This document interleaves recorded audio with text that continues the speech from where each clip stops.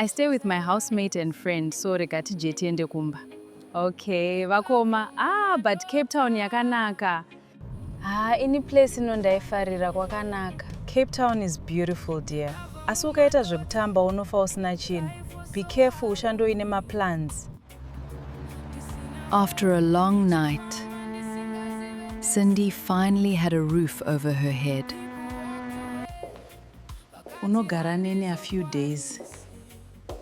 Thank you. Mune Rudo sezita renyu. Rudo, who is this? Hesi Kimberly, let's sit and talk.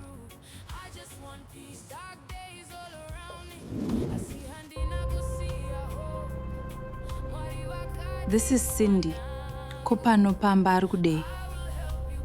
Kopano pamba ari kudei. I can leave if it's a problem. Hapana kwauri kuenda. Sit down izvezvo. Fine. Just don't make this my problem. Thanks, Kimberly.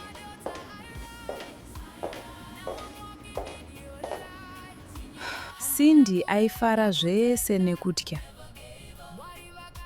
Rudo aive munhu ane mari dzake. Progress. Shamwari yangu uripi. We have been through so much together, wani? Uchava shamwari yangu tichibatsirana nguva dzese. Thanks, bestie. I believed you, Progress. Sure, hey bestie, kundisiya mnamo. Not everyone who promises help will help. Zvakaoma takabva kure tese na Progress, andishamisa. Or maybe some people create their own problems. Takuvaziva vanhu ava. I didn't ask for this vanhu vamwari. Enough. Ita semunhu mukuru Kim. Whatever vakoma.